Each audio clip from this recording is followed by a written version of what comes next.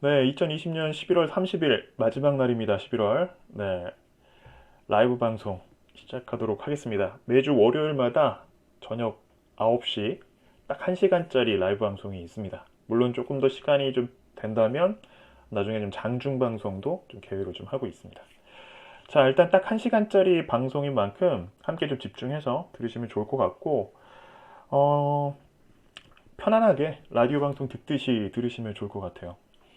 그리고 지난 방송 때 이제 그 피드백을 주신 분이 계셨어요. 너무 검은색 바탕에 빨간색 글씨가 너무 안 보여요. 예, 이런 분들이 계셔서 확실하게 황금색도 좋은 것 같아서 황금 도토리에다가 황금색 글씨로 바꿨습니다.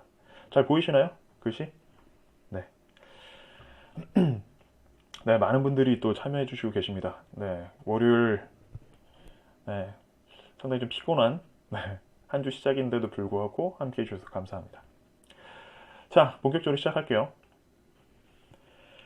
자, 과연 어떤 종목일까요? 먼저 차트를 하나 보여드리겠습니다. 일단 그 제목은 다 보고 오셨죠? 네, 시세는? 네, 자, 쫓는 게 아니다. 네, 시세를 과연 쫓을 것이냐, 아니면 기다릴 것이냐. 그것이 문제로다. 이거 가지고, 아마 오늘 그 방송의 핵심은 그 부분인 것 같아요. 시장이 이제 잘 가고 있단 말이에요. 그 안에서 투자자 입장에서 어떻게 대응을 하는 게 맞는지 시장 상황도 아마 계속 말씀드릴 거고 순서는 이렇게 갑니다. 시장 상황부터 해서 이제 스몰캡 쪽으로 어차피 저는 계속 포커스를 맞춰서 말씀드리겠죠. 그 안에서 포트폴리오까지 구축을 어떻게 할 것이며 또 어떻게 내가 내년 시장도 좀 준비를 해야 되는데 어떻게 포트폴리오를 구축하면 좋을까라는 정도까지 팁을 좀 담았습니다. 그래서 오늘은 아마 좀 죄송할 수도 있지만 여러분들께 어떻게 보면 투자 생활에 좀 유익한 자료들을 좀 준비한 만큼 1시간이 좀 넘어갈 수도 있을 것 같아요. 제 예상이 맞다면 1시간 한 20분 정도? 좀 빨리빨리 좀 말씀을 드리도록 하겠습니다. 서로 시간 좀 줄여야죠. 네. 자, 그래서 일단은 뭐 퀴즈일 수도 있는데 어떤 종목일지 한번 보세요. 네, 분 차트입니다. 이게 30분봉 차트인가? 네. 일단 쭉 보시다 보면 차트 잘 안 보시는 분들은 상관없고요. 끝쪽을 딱 보시면 대량 거래가 나왔어요. 네. 대량 거래가 나왔는데 거의 시작부터 계속 밀어붙였습니다. 최고점까지 찍고 장중 내내 거의 밀리면서 끝났어요. 자, 이 종목이 뭘까요? 이 종목이 뭘까? 네. 자, 처음에 이제 그 스모캡 쪽을 또 분명히 보여줄 수도 또 있는 상황이었는데 잠깐 보여드리겠습니다.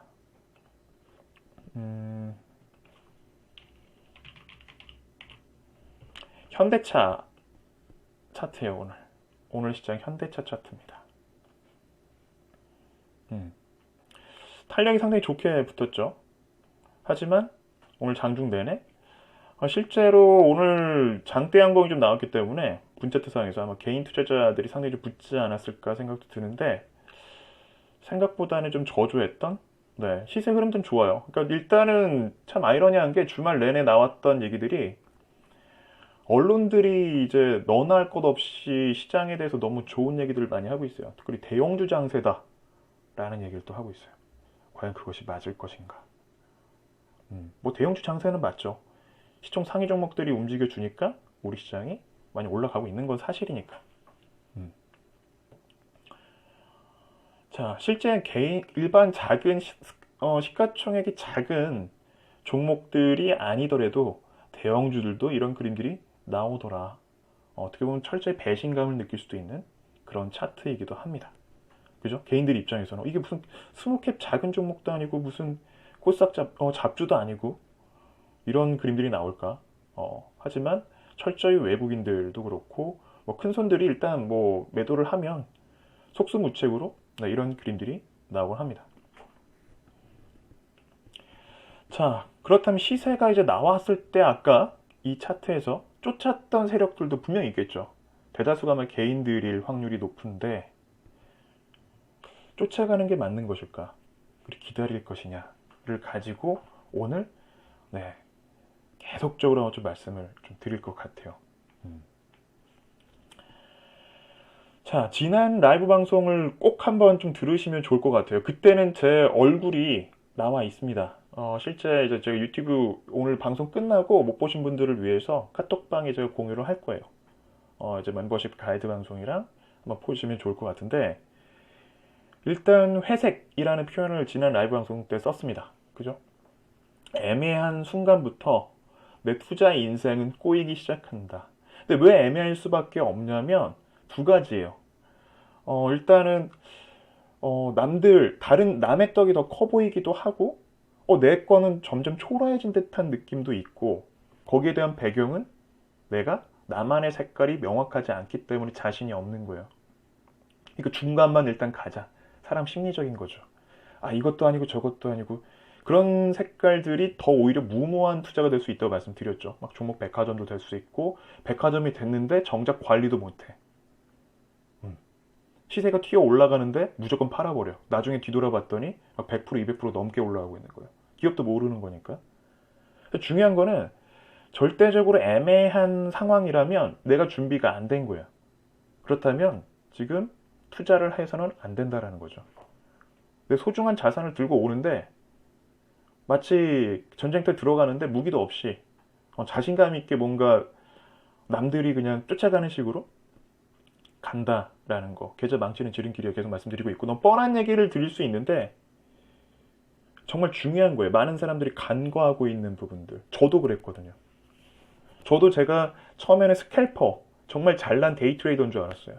막 스윙률 게임 나가면 대학생 때 막 투자하면서 막 5주 만에 막 153% 수익 내고. 네. 근데 작은 금액일 때는 가능할 수도 있어요. 금액이 커지거나 시장 상황이 바뀌거나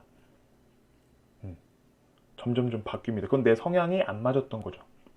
억지로 끼워 맞추다가는 서로 시간 아깝고 비용은 비용대로 커진다. 투자라는 게 시간적인 개념도 생각을 해야 된다라고 말씀드리고 있죠. 공부를 하더라도 내 성향에 맞는 쪽에 지금 같은 방송도 들어오시더라도 과연 나랑 잘 맞을 것이냐 계속 팁을 드리고 있거든요. 이번 주에도 굳이 참여 안 하셔도 좋으니까 과연 나랑 잘 맞는 사람인지를 보시라고 계속 제가 가이드 영상까지 그래서 만든 거예요. 우리 이쪽 코너에서 제가 최고니까 많이들 들어오셔라. 이렇게 좀 홍보형 영상이 아니고 여러분들과 제가 과연 성향이 잘 맞는지, 소위 이제 투자 궁합이 잘 맞는지, 그거 가지고 이제 제가 영상을 만든 게 있으니까 오늘 방송 끝나고 또 그것도 유튜브에 올라왔더라고요. 네, 공유를 좀 하도록 하겠습니다. 자, 시세 쫓기는 일단 결론부터 말씀드리면, 저는 이제 뭐 돌려서 말씀드리는 거 못하니까 잠깐은 가능할지 몰라요. 운이 좋게도 시세가 붙을 때 해서 나는 이렇게 잘 내고 있는데, 그런 분들이 오셔서 말씀하신다. 이 방송을 듣지도 않으시겠죠, 그런 분들은. 하지만 몇 번 하다가 이제 지치거나, 그리고 내 본업이 있는 분들은 불가능하죠. 시세로 쫓을 수가 없어요. 관리를 못하니까. 그 시세에 대응을 해줘야 되는데, 시세로 들어갔으면 시세로 끝나야 되는데, 시세로 들어갔다 물리니까 기업 가치가 괜찮으니까 나는 괜찮을 거야. 제가 계속 말씀드리고 있죠. 저랑 오래 하셨던 분들 라이브 방송 때마다 종목이 똑같더라도 절대 같지 않다. 무슨 얘기죠? 접근 자체가 다른 거고, 해석 자체가 다른 거고, 전략 자체가 다른 거예요.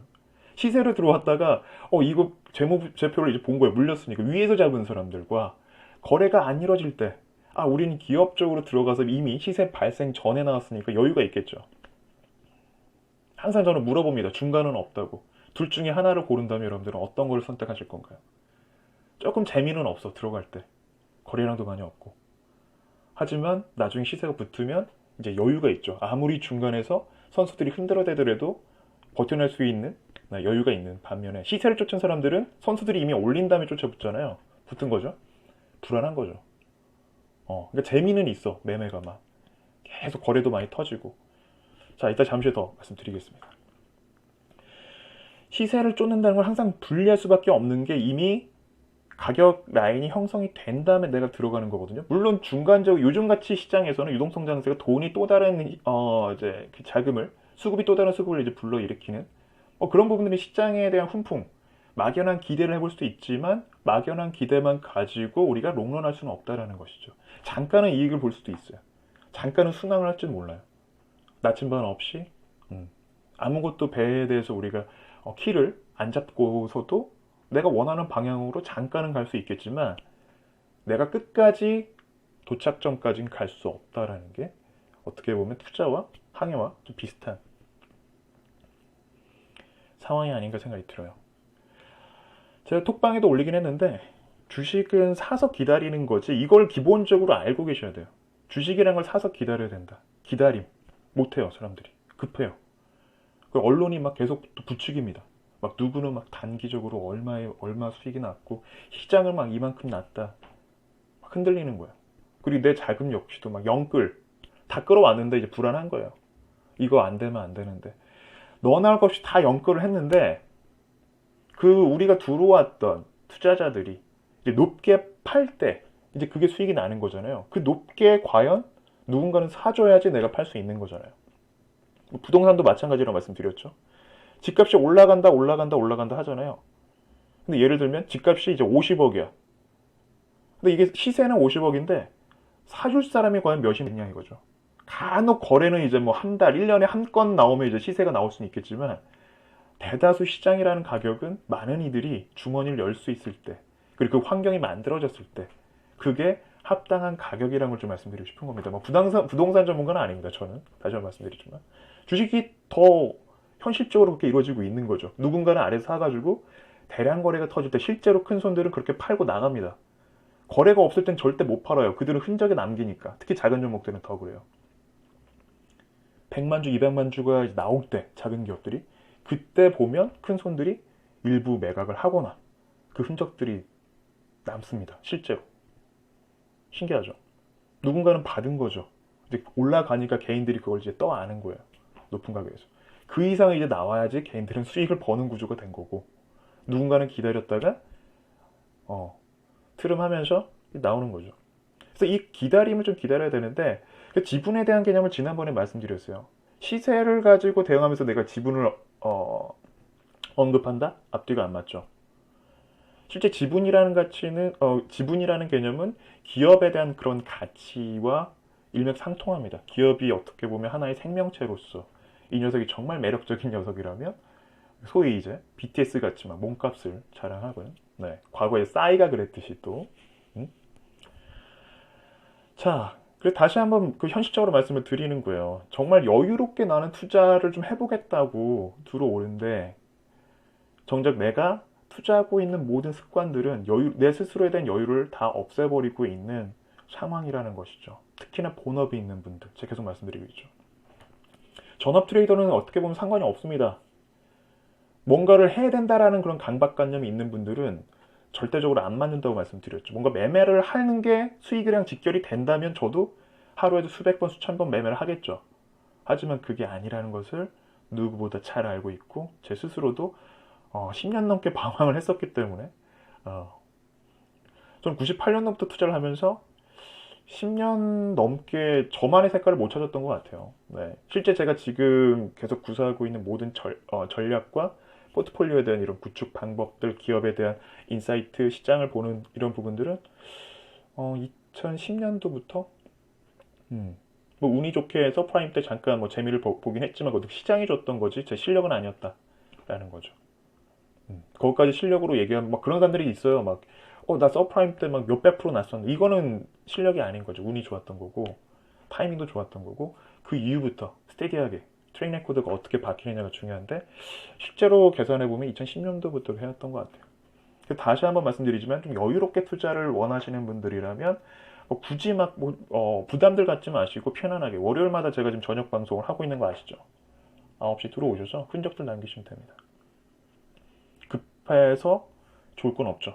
급할수록 돌아가야죠. 더 명확하게 여러분들만의 해안을 좀 갖추시면 좋을 것 같습니다. 자, 누군가는 대형주 장세라고 얘기합니다. 맞습니다. 대형주 장세. 하지만 지난 라이브 방송 계속 제가 강조를 드리고 있는데 그 배경도 움직이고 있는 대형주들도 실적에 입각해서 시세를 만들어가고 있고 실제 나스닥, S&P 500 최근에 움직이고 있지만 나스닥을 이끌었던 빅테크 종목들도 실적 그리고 미래 성장 가치 코로나로 인해서 덩치를 키울 종목들 키우는 기업들은 훨씬 더 많이 키워냈다라는 게 지금 다 금방 보이시죠? 올해는 코로나 때문에 힘겹다 할 수 있는데 실제 분석하는 사람들, 애널리스트들 입장에서는 명확해졌어요. 강한 기업들이 훨씬 더 강해졌고, 정말 안 좋은 상황에서 뭔가 임팩트 있는 실적을 낸 기업들은 확실하게 이제 그 눈도장을 찍은 거죠. 그게 또 더 명확해진 것 같아요. 근데 많은 사람들이 이를 좀 간과하고 있고, 오로지 시세를 내고 있고, 뭐 우상향 가고 있고, 차트에 아직도 좀 전전긍긍하고 계시는데, 어, 실적이라는 것은 지속적으로 선수들의 명분이 될 수밖에 없고요. 포트폴리오를 담든 뭐 펀드 매니저들 입장에서도 마찬가지고, 다시 불러올 수밖에 없어요. 큰 손들을 끌어올 수 있는 가장 중요한 명분은 실적입니다. 그래서 본격적인 실적 장세가 금융주, 조선주, 철강주, 뭐 증권주 대표적인 빅테크뿐만이 아니라 삼성전자도 왜 잘 가요? 실적 좋았잖아요. 올해. 다만 좀 아이러니한 게 있다면 LG전자. LG전자가 제 예상보다는 좀 많이 꺾여서 10만 원대 넘으면서 막 날아갈 줄 알았는데 그거 외에는 예외는 그렇게 많이 없었다라고 볼 수 있겠습니다.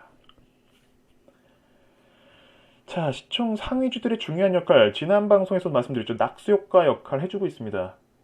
지난 그 삼성전자 리드했던 시장과는 다르다. 일단 시장 밸런싱의 도구로서 자금을 흠뻑 이제 입에 머금고 있는데 다 이제 스펀지처럼 이제 쭉 머금고 있는데 덩치는 유지를 해야 되니까 이 금액이 이제 빠져나가는 게 아니라 쪽 빠지는 게 아니라 이제 아래 이제 뭐 옐로우칩, 중형주, 중소형주 쪽으로 이제 단계적으로 막 퍼지고 있는데 자금들이 실적, 심지어 테마가 움직이는데도 이제 뭔가 테마도 코로나 테마주 하는 이유가 뭐예요? 진단키트 실제로 실적이 좋단 말이에요. 실적이란 말이에요. 테마는 테마인데 테마가 다 실적이랑 묶여서 움직이고 있는. 물론 이제 내년에 대선 테마주나 이런 종목들은 좀 예외가 될 수도 있겠지만 간혹 대다수 테마주들이 지금 웬만해서는 실적이랑 다 쫓아가고 있는 거죠. 모르는 사람들은. 계속 시세를 쫓기 바쁜 거예요. 고점 매수가 되는 거죠. 자, 실제로 삼성전자 좋았습니다. 아까 그 현대차도 보여드렸죠? 하지만 기간별 11월장 동안에도 보면 중성주들이 훨씬 더 높아요. 참 아이러니합니다. 그러니까 시장 상승률보다 중성주 물론 전체 종목들은 아닌데 실적 좋았던 중성주들은 기지개를 한번 펴면 정말 강하게 가더라.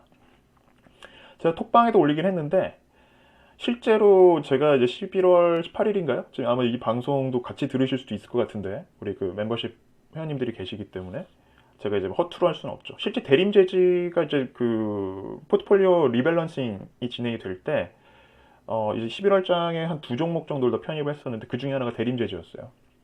너무 저렴한 마이크로캡이었고 실적이 너무 좋았고 오랜 기간 장기간 동안에 조정을 받았던 골판지 관련된 종목들. 근데 코로나 수혜도 수혜지만 올해 실적이 너무 좋고 부채 비율도 낮고 자산도 너무 많이 갖고 있는데 오랜 기간 동안에 주가가 안 움직였어요. 이게 이제 한 번에 이제 뿜어냅니다. 네, 차트 잠깐 보여드릴게요. BYC도 말씀드렸죠. 꽤 오래전은 아니고 불과 한 몇 주 전 라이브 방송에서 소개가 됐던 그 속옷 기업으로만 생각하면 이거는 놓친다. 투자 기회를.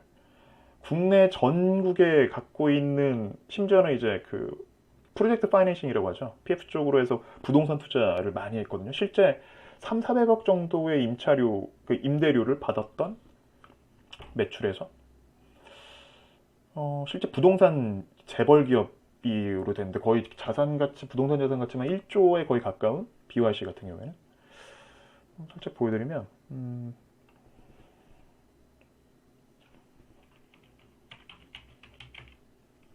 네, 이렇게 가고 있어요. 소리 소문 없이 그냥 가고 있다. 근데 재밌는 게 외국인들이 샀더라.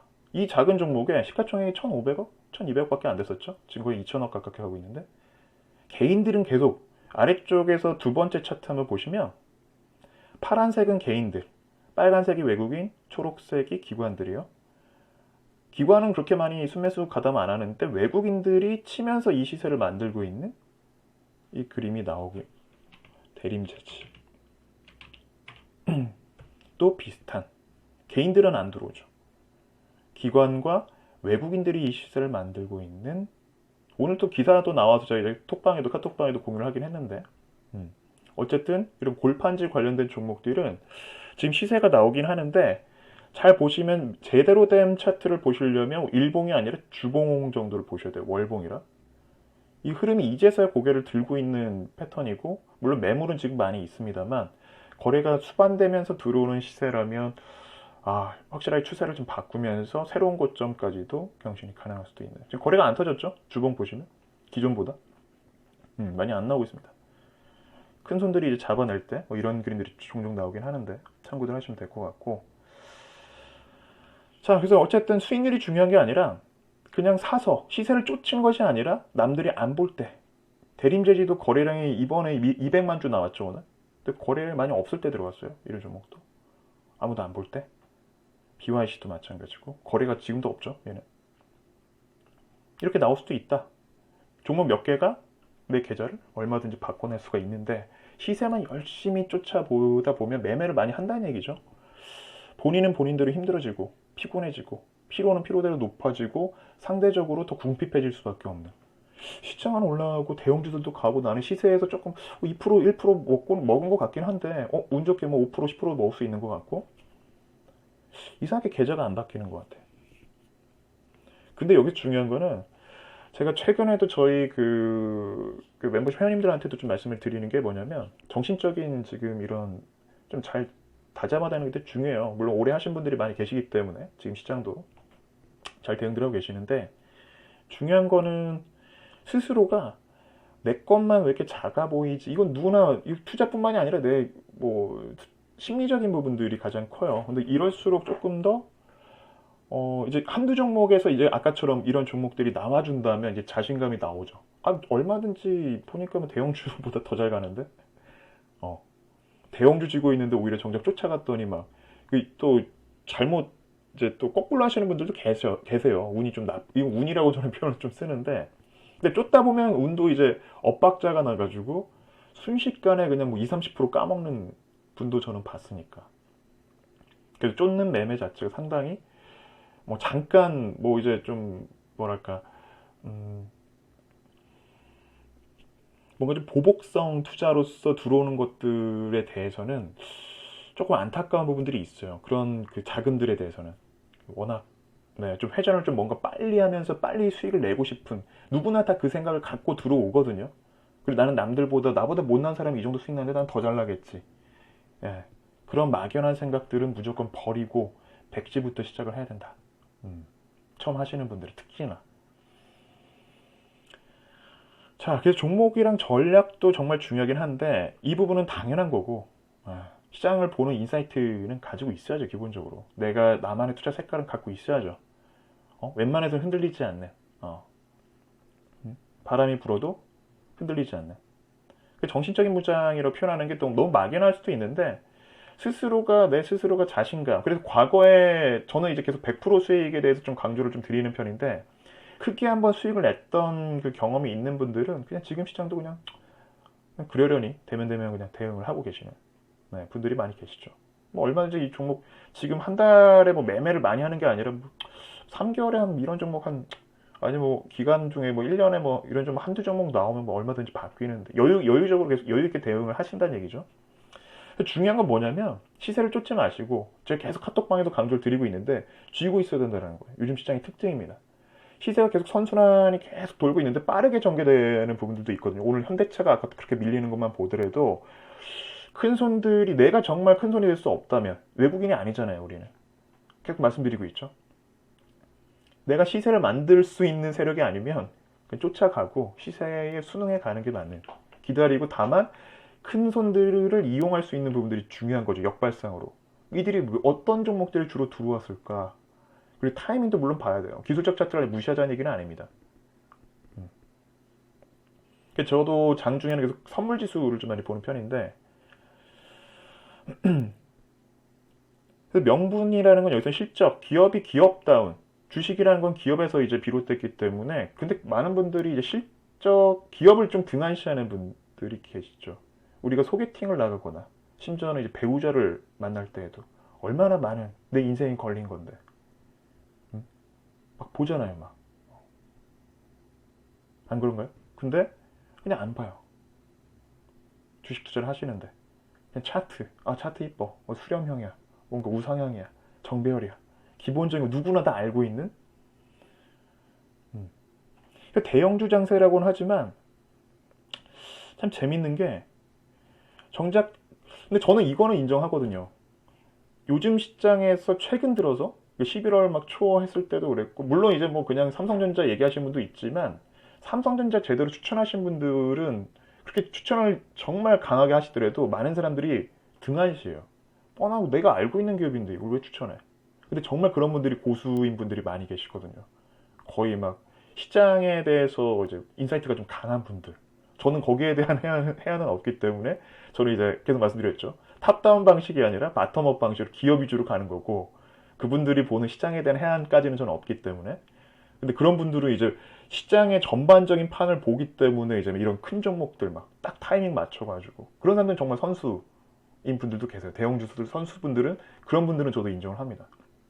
그냥 뭐 시장 올라가니까 뭐 대형주 사라, 뭐 전기차 관련된 대형주 하나, 뭐 이렇게 이런 것들은 아니지만 딱 타이밍 보면서 시장에 대한 분위기도 외국계 뭐 심지어 옵션 포지션 계산하면서 선물에 대한 상방 뭐 여러 가지 보시는 분들 계시거든요. 간혹 보면 국내에서 몇 안 된다고 저는 봅니다. 세 손가락 정도? 네. 제가 이제 보는 분들만. 시장에 정답은 없어요. 뭐 시장에 대해서 방향성 그리고 대형주냐, 중소형주냐가 중요한 게 아니라 중요한 건 어쨌든 내 계좌가 내가 안정적으로 계속 수익이 난다, 하루하루 수익이 난다는 것도 욕심이라고 말씀드렸어요. 내 전략에 맞춰서 잘 가고 있는지, 내 자산은 잘 지켜나가면서 가능성에 대해서 열어두고 있는지, 흔들리지 않는지, 내가 지치지 않는지. 정답은 없어요. 내가 가는 길이 정답이라고 생각을 하고 가는 게 맞는데 그러려면 누군가가 얘기해줘서는 절대 안 된다. 내 스스로가 이걸 계속 체득하고 내 스스로 몸이 움직여줘야지 누군가 계속 얘기해준다고 되는 게 아니에요. 경험이 그래서 중요하다는 거고 아 이건 좀 안 했으면 좋겠는데 이번 주말에도 그랬고 예상은 했거든요. 좀 연말이라서 근데 막 여기저기서 막 무슨 막 인터뷰하고 뭐 내년에 막 코스피 3,000포인트 간다. 뭐 삼성전자 막 그 목표치를 막 상향 조정을 하거나 기자분들이 잘 알지도 못하는 분들이 심지어는 이런 기사가 전 되게 얄미웠는데 뭐라 그랬더라? 네. 지수는 막 그 하늘을 찌르고 있는데 당신은 주식을 안 합니까? 나는 주식을 뭐 전체 100% 쥐고 있는데 그 기자가 그런 글을 써요. 재밌는 게 요즘 쓸 게 참 없는지 모르겠는데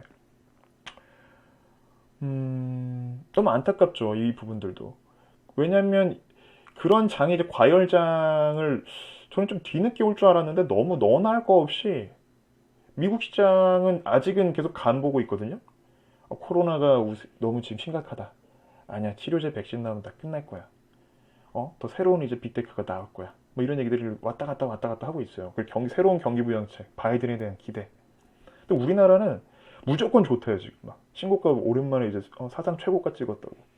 그러니까 지금 개인 투자자들은 지금 마치 집값처럼 이거를 또 포장을 하고 있는 거예요. 부동산 같이. 언론이 이걸 더 부추기고 있잖아요. 누구를 뭐 탓한다기보다는 보면 그들도 그냥 퍼날르는 식이에요. 다 보면. 믿지 말라는 거예요. 여러분들이 더 낫다 이거예요. 기사들 보고 신고가 갔으면 그냥 갔지. 뭐 하루 이틀 투자할 거 아니잖아요. 아닌가요? 나는 뭐 3개월 만에 한 1000% 찍고 나갈 거야. 이런 분들 계시다면 이 방송이라도 안 받을 수 있죠. 계속 뭔가 스노볼링을 하려고 온 분들인데 내 자산, 아니면 내 자식들에게 물려줄 자산, 아니면 내 노후 자금. 지금 당장 이 돈으로는 집을 살 수도 없고 지금 자금 다 묶여있고 대출도 안 되는데 쌈짓돈이라도 어떻게든 목돈 만들어보자. 이런 분들은 아닌가요? 계획자고. 근데 기자분들은 막 그런 분들은 기자분이라고 하는 것도 좀 아까운데 어쨌든 참 보면 너무 저질스러운 질이 떨어지는 그런 기사들에 현혹되지 말자. 근데 모르는 이제 개인들은 막 서로 너나 없이 집값처럼 올라갈 거야. 주가는 계속 올라갈 거야. 삼성전자 막 10만 원 언젠간 갈 수도 있겠죠. 근데 삼성전자를 묶어두고 요즘 재밌는 게 지난주 후반부부터 그랬어요. 선물을 딱 묶어놓고 코스닥이 움직이기 시작했단 말이에요. 근데 참 재밌는 게 그 이전까지 대형주 장세라고 막 떠들었었어 사람들이 막. 예. 근데 이제 코스닥이랑 개별주 쪽으로 막 자금이 밑으로 내려오는 거예요. 그 전에 이제 잡았던 대형주 잡았던 사람들은 차익 실현하기 바쁜 거고 막. 신기하죠. 그런 게 지금 시장입니다. 그러니까 뉴스에 나오는 거를 저는 뉴스를 잘 안 보는 편인데 시간 맞춰가지고 간혹 보는 거는 어떤 거 가지고 장난치나 이거 좀 많이 봐요. 모르는 애들이 뭘 갖고 이렇게 얘기들 하나. 정말 저는 이제 차마 이제 얘기할 수는 없는데 비하인드 스토리라 개인적인 얘기들이 있어서 기자분들이 또 그렇게 투자를 잘 하시는 분들이 많이 안 계세요. 아는 거는 많으신데. 그래서 중요한 건 그거예요. 그러니까 여기 치이고 저기 치일 거라면 여러분들도 지금 색깔이 없다는 얘기예요. 뭐 고점이니까 지금 연중 신고가니까 내 계좌도 무조건 최고의 수익을 올려야 된다? 그런 마인드로 들어와서는 안 된다라고요. 꼭 쥐고 얘 언제 폭발할까? 금방 따라잡거든요, 시장 수익률. 그걸 또 비교하는 것도 맞지도 않고. 그렇게 자신 없다면 지금 시장에서는 덤비지 않는 게 상책이다. 아깝잖아요. 뭐 1,000만 원이든 100만 원이든 지금 금액 규모를 떠나서. 근데 누구 좋으라고. 이들한테 치이고 저들한테 치이고 실제 기자들은 기업들과도 엮여 있는 데들이 많고 금융사들이랑도 엮여 있는 데들이 정말 많아요. 소위 우리는 기레기라는 표현들을 쓰는데 그런 사람들이 시세에 대한 부분들을 막 어떻게든 뉴스를 조작을 하거나 없을 것 같죠. 조심하는 게 좋습니다. 똑같습니다. 잘 보세요. 날짜를 보세요. 제가 기사 보여드리면 날짜를 안 지우거든요. 기자분들은 혹시라도 욕먹을까봐 제가 이렇게 지우고 진행을 하는데 올해 8월 5일이에요. 베트남 펀드 왜 이렇게 안 가나? 인도, 브라질 다 잘 가마. 올해. 코로나 이후에 너무 잘 갔단 말이에요. 똑같이. 이 코로나 쇼크 때는 다 못 갔어요. 그 이후에 다 채운 겁니다. 지금 글로벌 이머징 마켓 쪽 다. 왜 이렇게 못 가나? 네. 그러니까 지금 투자했던 분들이 막 빼고 그랬어요. 왜냐면 그 기간에 아시겠지만 우리나라 시장도 너무 잘 갔고 그 욕하면서 이제 한창 이때 막 라임 사태 더 막 불거지고 막 빼서 직접 투자하는 거예요. 근데 이게 11월 12일 얼마 전에 나온 기사입니다. 베트남 펀드 수익률 깜짝 1위. 어떻게 될지 모른다는 거예요. 그러니까 쫓아가다가는 그냥 묵묵히 내가 확실하게 베트남 시장에 대한 아니면 베트남에 사업하시는 분을 알아. 그렇게 나쁘지 않은데? 여기 빨리 지금 코로나 영향도 거의 없는데? 뭔가를 알고 있다면 얘기가 달라지는 거죠. 그러니까 내가 일단 꿋꿋하게 쥐고 갈 수 있는 힘, 그게 이제 나만의 색깔인데 주관이죠. 주관 있게. 이거를 갖추지 않고서는 쉽게 시장을 생각하시면 잠깐은 운 좋게 수익을 낼지 모르겠지만 제대로 된 수익을 눈덩이를 굴리는 작업은 못한다. 계속 흔들리니까. 그게 중요합니다. 그래서 지금 뭐 당장 종목 하나가 중요한 게 아니라 자 계속 이런 얘기가 나와요. 곰이 이기냐 소가 이기냐 지금 뭐 황소 얘기 나오고 있고 뭐 황소장세냐 미국도 그래요. 지금 미국 시장이 계속 그렇습니다. 많이 올라왔기 때문에 잠깐 볼까요? 미국 시장이 어떻게 하고 있는지. 너무 까만 바탕만 보니까 재미가 없을 수도 있는데 다우 이렇게 올라왔어요. 일단 대통령 선거 이후로 이런 그림들이 나오고 있습니다. 나스닥이 다시 다우보다 상대적으로 상승세가 좀 떨어지다가 잡기 시작했고 또 이렇게 보면 좀 살아날 것 같긴 한데 주봉까지도 괜찮아요. 근데 월봉을 보면 불안불안해요. 월봉을 보면 뭔가 계속 올라간 거예요. 얼마 전에 있었던 조정이 깊은 조정이 아니었어요. 코로나 때 쇼크가 정말 큰 쇼크였고 잠깐 있었던 조정은 조정도 아니었고 지금 다시 저는 지금 이동평균선을 보지는 않는데 이격도가 상당히 벌어지고 있어요. 이격이 벌어지면 중력같이 끌어당기거든요, 아래로. 그러니까 잠깐 갭이 만들어지거나 뭔가 어쨌든 한 번 정도의 변동성. 또 선수들은 현물에서 이렇게 받아먹고 공매 쪽이라 파생 쪽으로 같이 그 효과를 좀 노리죠. 선수들은 진정한 선수들은 나중에 아마 공매 쪽 관련해서 제가 말씀드릴 사항이 있을지 모르겠는데 우리나라에 이제 공매 묶어놔서 그나마 좀 다행이긴 한데 미국 같은 경우에는 어느 순간 순식간에 아수라장을 만들 수 있는 종목 하나 가지고도 하는 자가 또 없기 때문에 그래요. 그래서 지금 월봉을 보시면 분위기는 지금 V자 반등이라서 좀 괜찮아 보이긴 한데 야 이거 이제 선수들은 이걸 걱정하는 거죠. 이 러시안 룰렛 누가 떠안을 것이냐. 계속 이번 시세는 나오긴 나올 것 같아. 근데 그 다음은 상당히 이제 골이 깊었고 산도 높고, 예. 산도 높고 그 다음은 이제 골이 깊고 그 순서가 되겠죠. 코로나 쇼크가 이제 골이었다면 산을 만들고 있는데 그 다음에 대한 쇼크는 어떻게 올 것이냐를 가지고 또 선반영이 되고 있는 거잖아요. 지금 실제로 실적이 좋은 것도 있지만 코로나 끝나고에 대한 이제 미래 가치, 어, 이게 조금 우리가 좀 멀리 봐야 되는. 네, 이게 좀 근데 여기서 좀 조심스럽게 지금 미국 시장 전문가들도 보고 있는데, 음, 실제로 개인들은 곧버스에 대한 방향성 게임을 계속 하고 있어요. 근데 재밌는 게 여기도 참 기자분들이 어떤 분은 지금 하락장 7천억 베팅한 개미로 썼잖아요. 근데 주가락에 8천억 베팅한 청개구리 개미들. 비슷한 내용이에요. 근데 날짜는 딱 하루 차인데, 어, 이름 없는 이제 그 경제 신문들도 아니고 매일경제를 한국경제 이렇게 나왔어요. 천억 차이가 나요, 지금. 음, 무슨 차이인지 잘 모르겠는데. 근데 인버스 쪽에 지금 ETF 쪽에 개인들이 거의 1조 가깝게 베팅을 했다라는 건데, 떨어지면 이들은 수익을 낼 수 있겠죠. 근데 지금까지 계속 손실을 머금고, 네, 눈물 머금고 계속 버티고 있는 상황이 되고 있는 거죠. 음, 지금 악재 중에 악재는 너무 지나치게 낙관적인 전망들이 나오는 게 오히려 악재가 아닌가 이런 생각이 들어요. 뭔가 뭐 코로나는 뭐 누구나 다 알고 있는 상황이고 우리나라도 지금 뭐 확진자가 너무 늘고 있잖아요. 뭐 3차 확산이 이루어지고 있는 지금 상황이고 뭐 병동 자체가 지금 모자르다 해서 뭐 관련주들이만 움직이고 이러는데, 하지만 중요한 거는 아까도 말씀드렸던 게 시세가 만들어지면 한번 이제 들어온 수급으로 이제 만들어지죠. 특히 큰 손들이 지금 주도한 장은 쉽게 꺼지는 경우는 없었던 것 같아요. 제 과거 경험상. 음. 작은 종목 운 좋게 하나 들어왔다가 그냥 금방 빼고 스파이크로 마감하는 것들은 쉽지만 시장을 크게 들어 올릴 경우에는 그 자금들이 소위 이제 우리가, 네, 모든 역할을 다 할 때까지, 지난번 한 사이클 돌 때까지 다 아시죠? 큰 종목들 움직이고, 예, 빅테크들 같이 움직여주고, 중소형주들 움직이고, 마지막 끝물 때 우선주까지 다 움직였단 말이에요.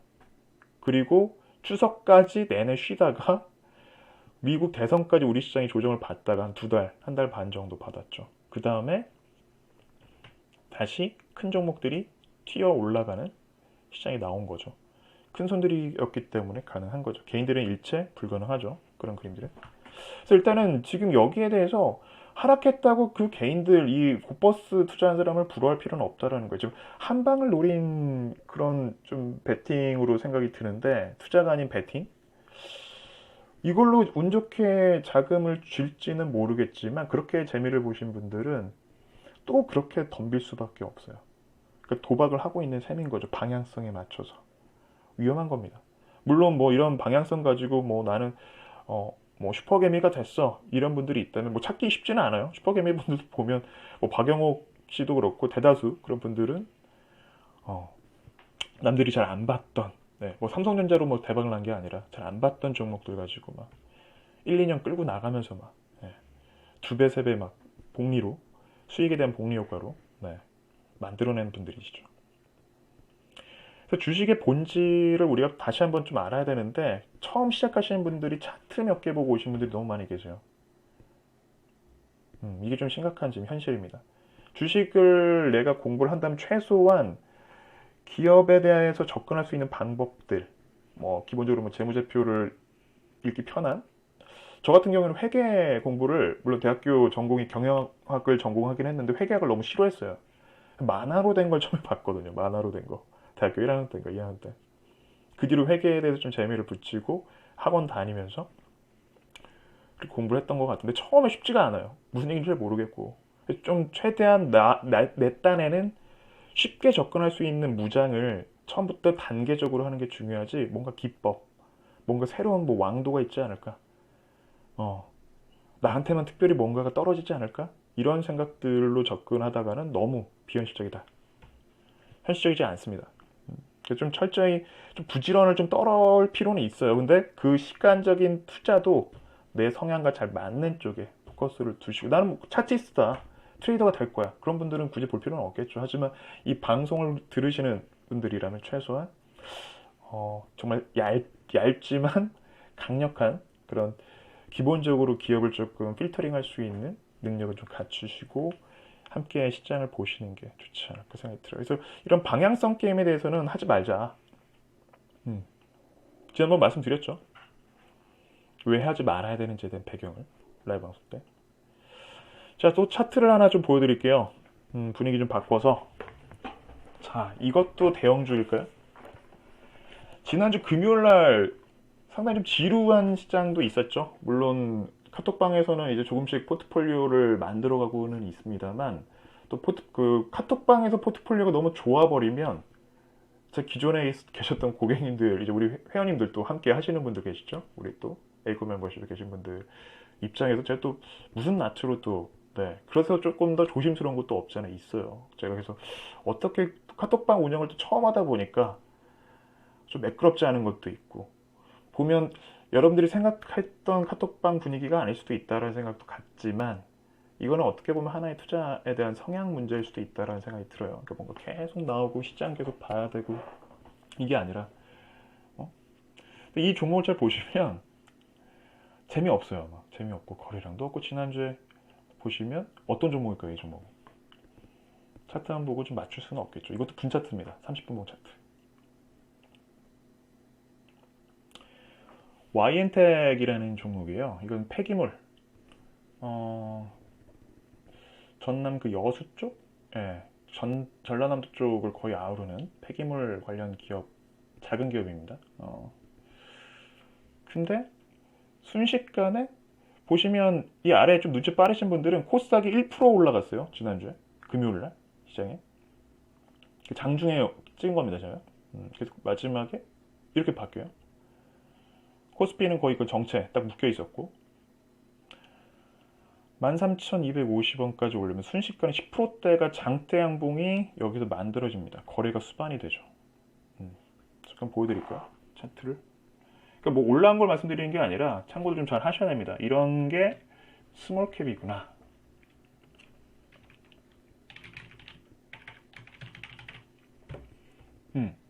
보시면 매물이 의외로 많이 있는 상황이었어요. 거래량도 거의 없죠. 근데 잘 보시면 누가 움직였죠? 그렇게 좀 맨날 외국인들한테 밀려 있었던 기관들이 만지작거리면서 이 들어왔던 게 기관들이 만든 겁니다. 시정 물량도 많이 없고 뚫어버렸죠. 순식간에. 일단 YN텍은 이렇게 시세가 아까도 말씀드렸던 게 시세가 선수들이 만드는 시세는 저도 한번 계속 모니터링 하려고 하거든요. 이건 좋은 또 학습 케이스가 좀 될 수 있다고 봐요. 참고도 하시면 좋을 것 같아서 제가 스샷을 좀 갖고 왔고 그러니까 지루하다고 던지다가는 이 시세를 놓친다. 그렇다고 내가 갈아탔을 때 그만큼 자신이 있다면 갈아타는 게 맞는데 아까처럼 그런 심리적으로 흔들려가지고 또 샀다 팔았다 또 하면 또 그런 분들은 또 팔 거예요. 팔면 또 움직이겠죠. 쥐고 있는 게 현재로서는 현명한 투자가 될 수 있다. 그래서 일단 스몰캡은 지난 라이브 방송 때도 말씀드렸습니다. 장대 양봉 혹은 갭상승 하나만으로도 추세는 바뀐다. 이게 추세를 바꿔버리면 이제 얘기가 달라져요. 그게 또 어떤 세력들이 들어왔냐에 따라서도 그 시세가 저도 제가 예상했던 것보다 잘 팔았다 생각했는데 그 이상 올라간 것들이 훨씬 많았거든요. 보면 200% 300% 먹었다. 근데 나중에 봤더니 막 1500% 1200%까지 올라가 있어요. 그런 종목들도 있었습니다. 실제 대표적인 게 지오소프트 같은 종목. 자, 근데 중요한 게 스몰캡에 계속 관심을 투자자들이 가질 수밖에 없는 게 아까 그 배경들 말씀드렸죠. 삼성전자 추천한다고 여러분들 사실 것 같으세요? 지금? 당연한 거 아니야? 이렇게 얘기 나오고요. LG화학 사세요. 제가 딱 오셨어요. 추천주 드릴게요. 삼성전자, LG화학 뭐 이런 것들, 전기차 관련된 종목도 있고 다 들으면 정말 언론에서 막 장밋빛 전망이 다 들었던 그런 기업들 중에서도 거의 탑 오브 탑 최고의 기업들만 제가 딱 추려가지고 여러분들께 드렸다 쳐봐요. 바이오 쪽에서 뭐 삼성, 삼바 막 이런 기업들 누가 추천주라고 감사합니다 해가지고 야 이 사람이 추천했구나 과연 막 내 포트에 적극적으로 담을 분이 지금 이 자리에 계실 거라고 저는 보지는 않습니다. 네. 물론 또 스몰캡에 또 집중하는 사람 앞에서 또 그런 추천주를 받는다면 또 의심을 하실 거는 당연하지만 제가 스몰캡 전문가가 아니라 가정하에 왜 그러냐면 이미 큰 종목들에 대해서 기대 심리는 사람들이 다 올라가 있어요. 눈높이도 올라가 있고 그리고 일단 많이 올라가고 있는데 더 많이 올라갈까? 라는 의심도 가질 수도 있어요. 근데 아까 보여드렸잖아요. 재미없는데 이 변동성이 다른 예를 들면 삼성전자가 한 7%, 10% 올라가는 시장이었으면 일반 작은 스몰캡들은 상한가 들어가 있다니까요. 그 정도 수급이면. 그런 거를 이제 사람들이 이제 보복성 투자 수요 때문에 이제 얘네들을 쫓아다니는 거예요. 그러니까 쫓는 매매자들 덕분에 여러분들은 쫓으면 안 되지만 쫓는 이들을 잘 이용을 해야 된다. 아, 너무 제가 좀 나쁜 사람이 되나요, 그러면? 근데 투자에서는 나쁘고 착하고는 없다. 뭐 작전을 하더라도 걸리지 않고 수익 제대로 내면 끝난다. 뭐 이런 얘기들이 뭐 판에서 돌고 있는데 뭐 부동산은 아닌가요? 다들 시세 막 함부로 밑으로 안 내놓잖아요. 비슷한 거 아닌가요? 싸게 내놓으면 막 뭔가 안 되잖아. 마찬가지로 내 기업에 대한 가치가 높다면 높게 팔게끔 만드는 거죠, 분위기를. 근데 나쁜 사람, 못된 사람이 어디 있어요? 착한 사람. 그럼 아니죠. 나중에 주식으로 돈 많이 버셔가지고 오히려 어려운 사람들 돕는 게 오히려 낫지. 시장에서 뭔가 난 착한 사람이 되어야지는 없어요. 일단 수익 나는 게 장땡이다. 수익 내고부터 보자죠. 내 계좌부터 채우고. 자, 계속 이제 시세를 쫓다 보면 운 좋게 1, 2%씩 수익이 나다가 요즘 시장이 좋잖아요. 계속 자신감이 막 생겨요. 그럼 이게 복리로 하루에 2%, 1%면 계속 몰빵 2%, 몰빵 2%. 내 급여보다 세네. 이제 전업으로 전환하는 분들이 한창 줄이는 분들, 2, 3년 차 안 되신 분들은 그 생각에 막 유혹에 좀 빠져 있는 상황들이 되게 많이 계실 거예요. 누구나 겪는 일이죠. 지금 막 오래 하신 분들은 아시죠.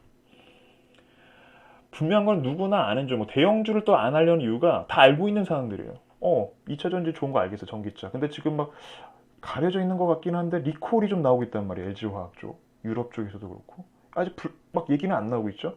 근데 주가를 빼려면 그냥 갖다 붙인단 말이에요. 리콜 사태 심각하다. 중국 시장에 밀리고 있다. 뭐 이런 것들. 실제 그렇지는 않은데. 전 잘 모릅니다.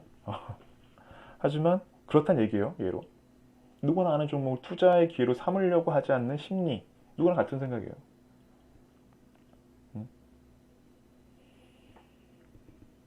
예를 들면 이런 거죠. 부동산도. 용산 쪽에 한창, 아니면 평택 쪽에 미군 기지가 이제 빠지는데 집값이 올라갈 거야. 뭐 이런 것들. 누구나 다 알고 있는.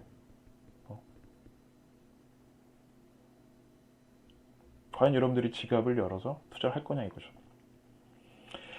자, 그렇다면 어떤 종목들 좀 잡아야 될까요? 시장에 대해서는, 그러니까 제가 드리고 싶은 말씀의 요지는 시세는 쫓지 말고 쫓는 자들을 이용하자.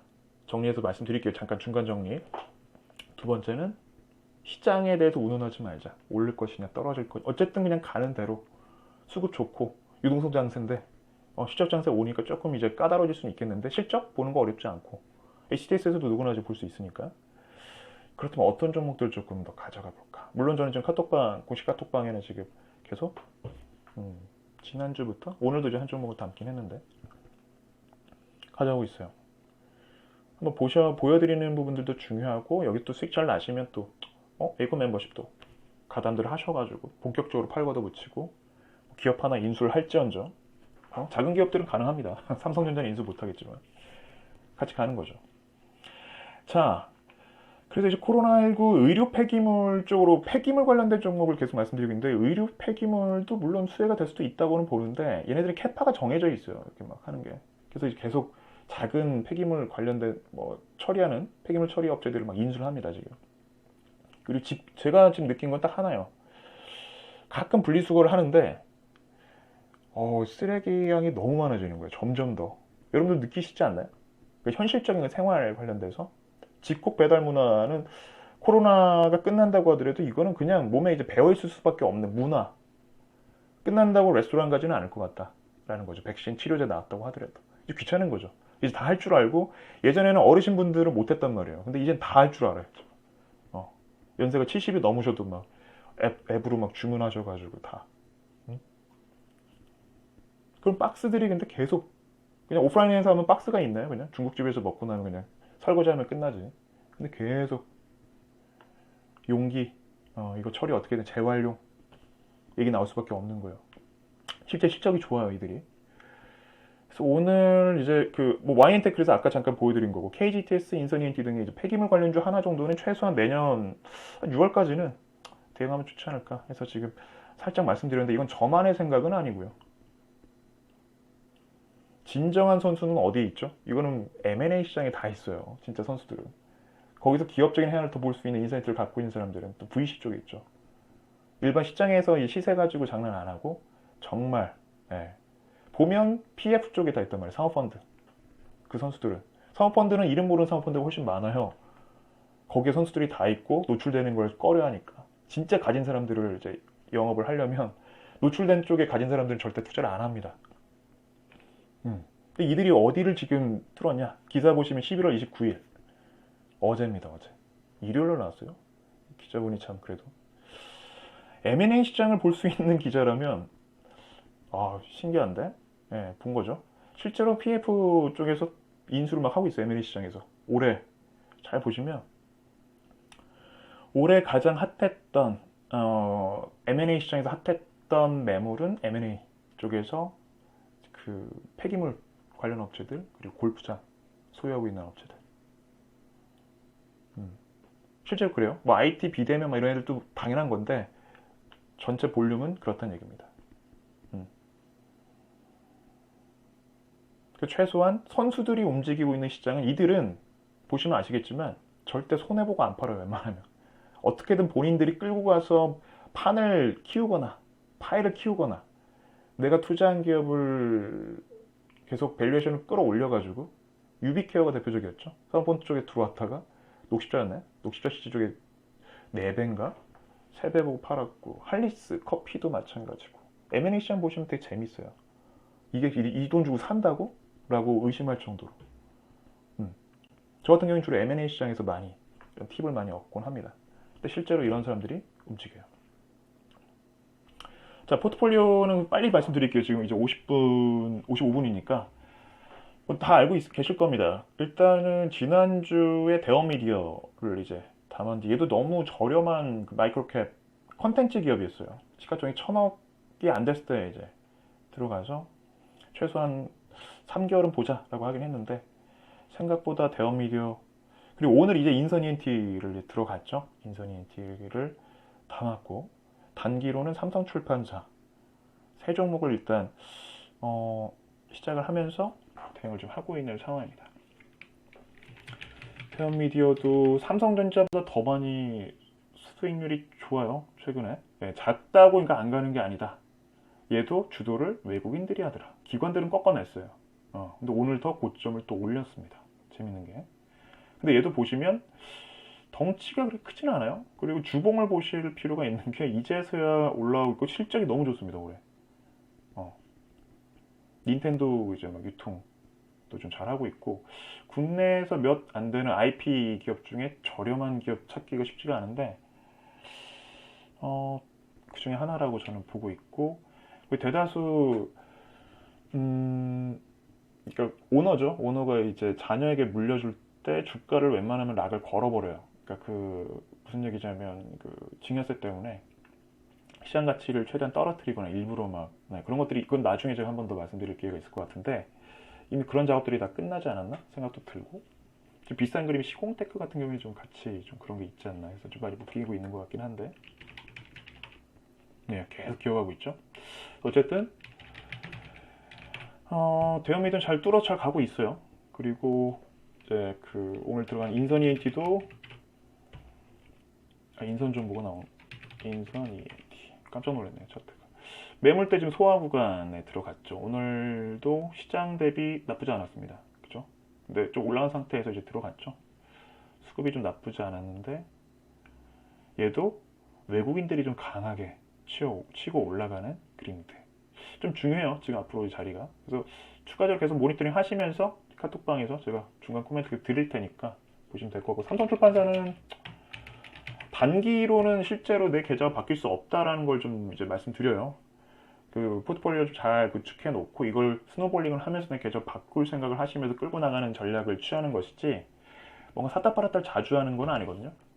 괜찮으면 더 사는 게 맞고. 근데 삼성출판사도 지난주 금요일 날 이제 나갔죠. 오후에 나가서 그 오후에 좀 고점 마감 잘 했고요.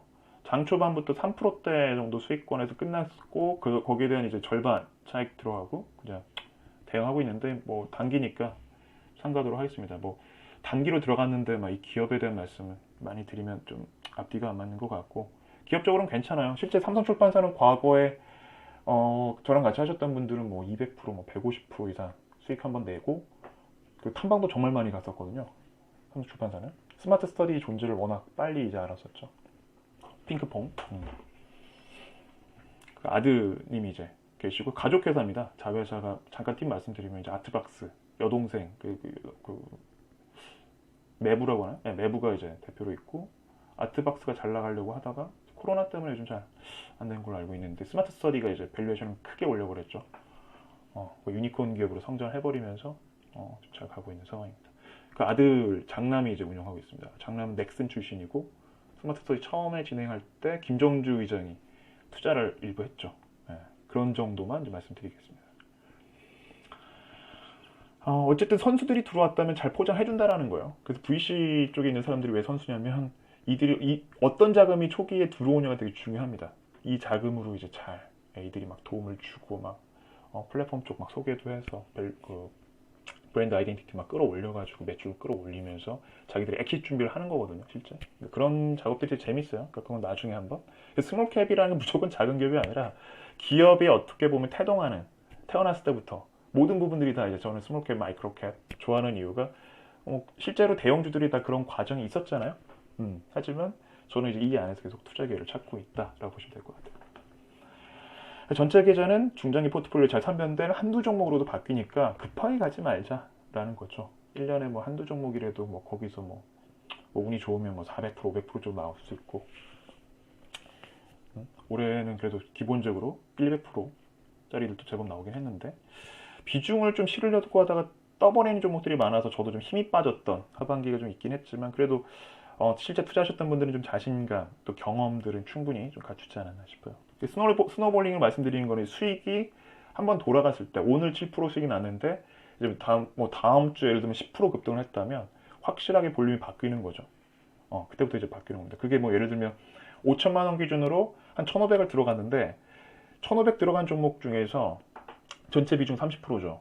거기서 얘가 한 150% 수익이 났다. 그러면 거의 그냥 한 3, 4천만 원이 되는 거예요. 그 종목 하나에서. 근데 전체 원금의 한 7, 80%를 차지하니까 더 신바람 나게 투자하는 거죠. 이제 1억도 볼 수 있겠다. 1억 만드니까 이제 뭐 한 2억도 볼 수 있겠다. 이제 한번 100% 맛을 보니까 자신이 생기는 거예요, 계속. 이 진짜 기업적으로 접근하면 되는구나 볼 수 있는 그런 이제 에피소드들이 많이 있습니다. 자, 시간 되면 더 말씀드릴게요. 한 번 들어온 소금 잘 안 빠진다는 거, 그랬기 때문에 스노볼링이 가능한 그런 것들 좀 말씀드리고 싶었고, 하지만 제 종목들도 마찬가지예요. 어떤 분이 그 대원미디어, 제가 아직도 기억나는 게, 들어가도 되나요 했어요. 근데 들어가지 말라고 하셔가지고 안 들어갔는데 올라갔잖아요 라고 저한테 막 따질 수는 있습니다. 성향 문제죠. 그러니까 시세가 나와버리면 저는 그냥 놔줘버리는 편이에요. 쫓아가지 마. 못 이겨냅니다. 중간에 얘네들이 어떤 작업을 칠지 몰라요. 외국 애들이. 현대차도 그렇게 빼는 애들인데. 순식간에 하는데, 쫓아갔는데 예를 들면 음봉이 하나 나와버려요. 못 이겨냅니다. 시세를. 근데 밑에서 잡았잖아요. 이겨낼 수가 있죠. 얼마든지. 20% 수익 나다가 뭐 7%, 3%로 줄 수도 있어요. 근데 내가 원하는 가격까지, 지금 시장 배경도 괜찮으니까 끌고 간다면, 근데 못 이겨낸다면 이제 시세를 쫓아가면 못 이겨내니까, 단기 종목이었으면 아마 뭐 시세를 쫓는 부분들은 말씀을 드렸을 텐데, 중장기 종목들은 쫓는 게 아닙니다. 아시겠죠? 웬만해서 좀 걸어두시고, 체결이 되면, 시세를 이제 쫓는 거는 이제 불리하기 때문에 계속 그 말씀, 심리적으로 저도 이겨낼 수가 없어요. 쫓아가면. 계속 말씀드렸잖아요. 저도 시세를 보다가 간혹 이렇게 한 적이 있는데, 결국에는 이제 막 흔들려가지고 못해요. 저도 그렇습니다. 저도. 자, 잠깐 팁을 드릴게요. 또 다른 이제 어떤 종목을 또 담아야 되는지. 자, 잠깐만요. 잠깐 중간 점검 좀 하고. 자, 음성 잘 들리시는 분들은 지금 1번 한 번씩 눌러주시고요. 네, 잠깐 물 한 모금 마시고 오늘은 좀 방송이 좀 길어질 거라고 미리 말씀드렸죠. 네, 한 20분에서 한 25분 정도 더 할 것 같습니다. 그 안에 다 끝낼 겁니다. 저도 좀 쉬어야 되니까. 자, 지금 잘 들리시는 분들은 네, 1번 한 번씩 눌러주시고 중간 점검. 네, 지금 거의 한 200분 정도 들어와 계시네요. 네, 감사합니다. 네, 창피하지 마시고 흔적들 남겨주세요.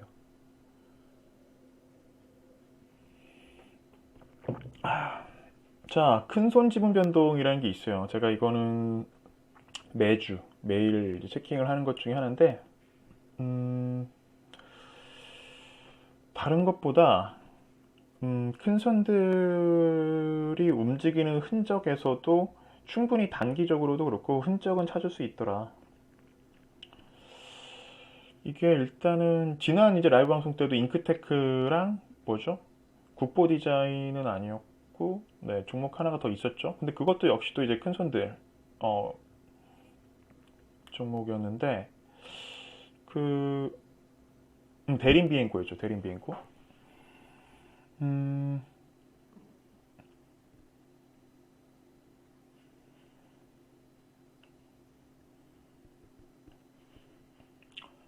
자, 일단은 이 종목도 일촌화학은 지난주 라이브 방송 모니터링 종목이었고, 상신 브레이크는 제가 참 개인적으로 좋아하는 기업인데 너무 엉망진창이 돼가지고 지금도 계속 모니터링 하고 있는 종목인데 최근 들어서 대주주가 좀 샀더라고요. 실제 잠깐 보여드리겠습니다. 어떻게 신고를 했는지. 자, 여기 날짜를 보세요. 11월 13일, 19일, 16일, 최근입니다, 다. 근데 이게 이 날짜에 거래가 들어간 게 아니고요. 거래하고 이제 이때 신고를 한 겁니다. 그리고 실제 이 주주들이 다 산 게 아니라 직계 가족들이나 이제 그런 이제 뭐 거의 관계자들이 이제 매매를 하면 거의 경영권 쪽에서 이제 1인자들이 대표로 나오거든요. 그 최대 주주들이. 그렇게 좀 표기된 것들도 있는데 잘 보면 잉크테크가 11월 19일, 16일, 20일 대표이사도 사고 김정돈 이 회장님 있죠. 그 미원상사인가? 예, 이쪽 분도 계속 사들이고 있어요. 지난주에 제가 잘못 말씀드린 것 같긴 한데 동창이 아니고 카이스트 선후배 관계 네, 동문이 표현이 맞겠네요. 그 정광준이 대표이사랑 그런 걸로 얼핏 알고 있는데 계속 사들이고 있어요. 잉크테크도 이 시기를 보시면 그러니까 이런 흔적들을 본다면 이런 작은 기업들도 이렇게 올라가더라. 잉크테크도 시가총액이 정말 작은 기업인데 근데 얘는 좀 위험하다고 말씀드렸죠. 예, 올해 이제 오버하기는 조금 어려울 수 있는 게 이제 영업이익 적자일 경우에는 관리 종목이 될 가능성이 높기 때문에 국보 디자인도 잘 보시면 국보 디자인도 우리 계속 카톡방에 제가 계속 언급하고 있는데 어떤 분도 보유하고 계셨죠?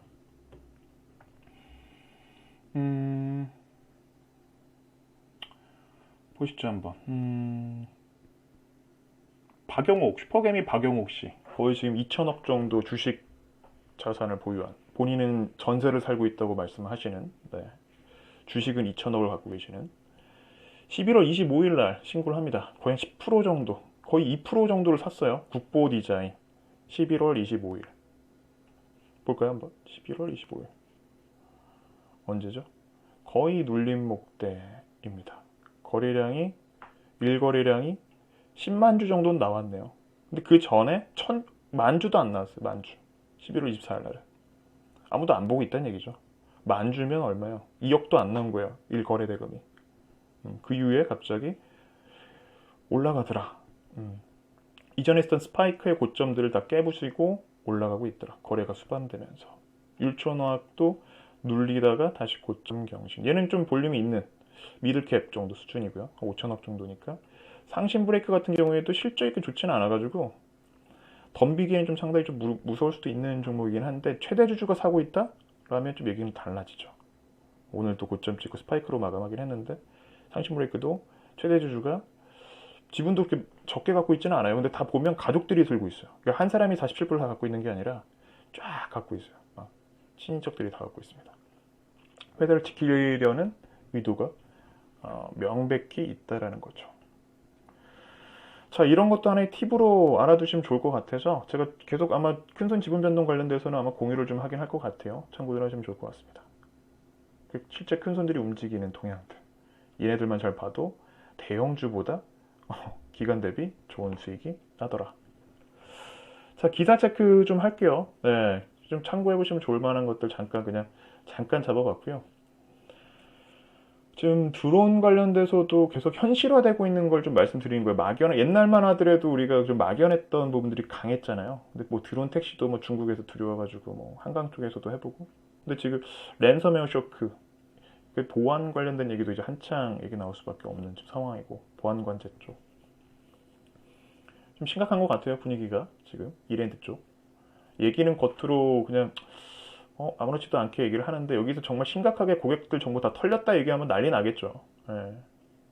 그래서 지금 좀 쉬쉬하고 있는 것 같긴 한데 아마 랜섬웨어는 보통 바이러스보다 훨씬 더 이 딜이 이루어지지 않으면 쉽지 않을 것 같은. 네. 일단 딜이니까 랜섬웨어는.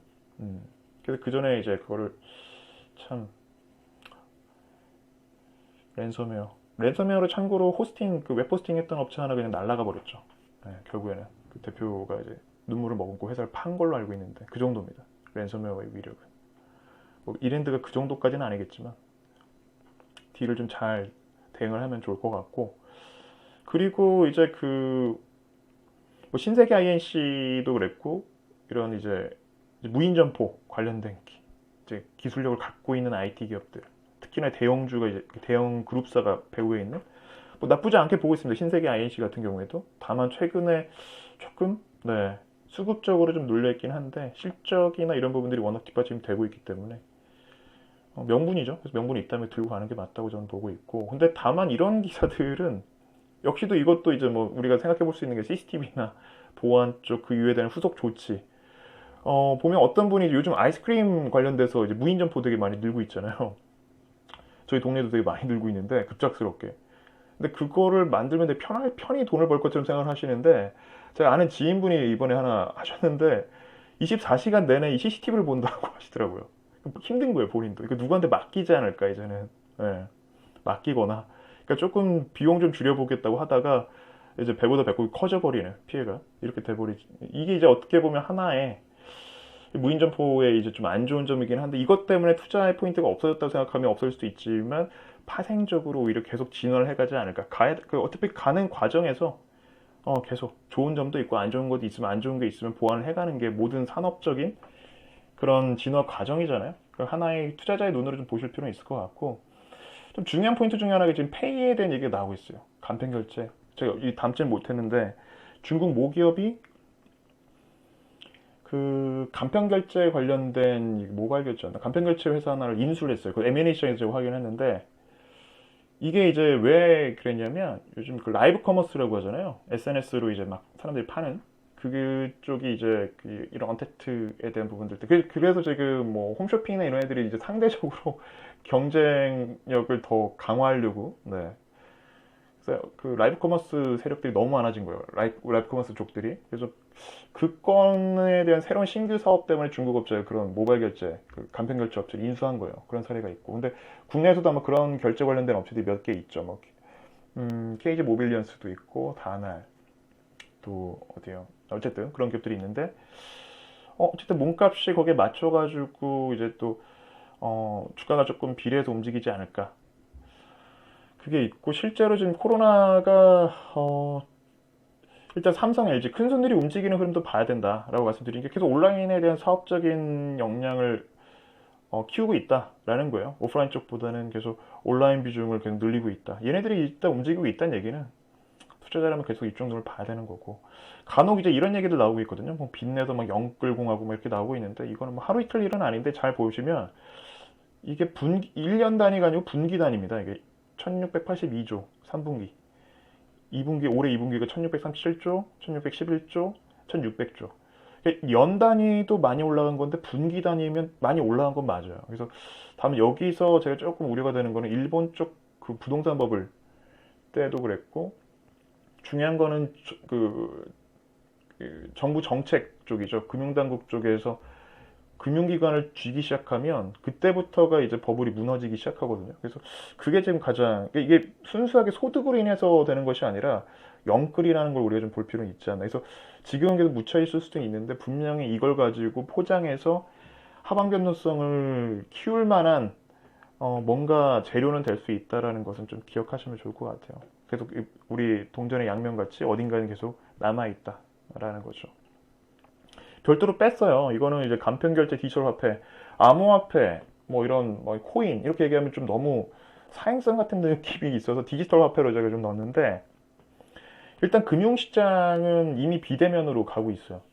우리 좀 봐야 됩니다. 투자자 입장에서는 지금 생활권이 어떻게 바뀌고 있는지를 본다면 이해가 더 빠르실 것 같은데 금융권 판도가 바뀌고 있어요. 이게 지금 하나의 포트폴리오 하나의 일환으로 좀 말씀드리는 겁니다. 계속 봐야 된다. 이게 제가 계속 말씀드린 게 제가 그냥 이럴 것 같다가 아닙니다. 큰 손들이 움직이니까 제가 보고 있겠죠. 그죠? 계속 큰 손을 보고 있으니까 저는. 자, 중국 알리페이가 움직이고 있어요. 한국 쪽 그리고 위챗 지금 이 기사에는 안 나오는데 보신 분 계실 거예요. 위챗페이인가? 네, 위챗도 유명한 데잖아요. 유명한 그 위챗페이가 아마 11월 말부터 우리 그 서울시 쪽이랑 같이 또 제휴해서 제로페이랑 같이 다 쓸 수 있다. 막 중국인들 오면 막 이런 얘기들도 지금 나오고 있고. 이 써있네요. 예. 여기 담겨 있군요. 뉴스픽에. 그리고 디지털화폐라는 표현도 나오고 있네요. 제로페이 이런 부분들이 어쨌든 중국 알리페이에 대한 얘기도 나오고 있는데 보시면 최근에 코인 시장에 한번 들썩인 이유가 뭐 오갈 데 없는 자금이 들어가서 그런 것 같기도 한데 비트코인을 가지고 지금 자산화로 인정한 업체들이에요.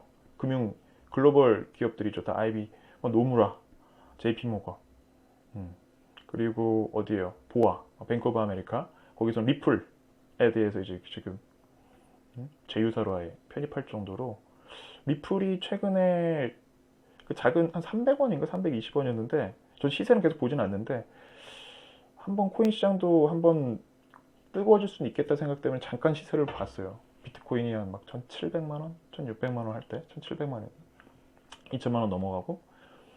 근데 리플이 더 상승 탄력이 훨씬 좋았어요. 300원 됐던 게 거의 700원?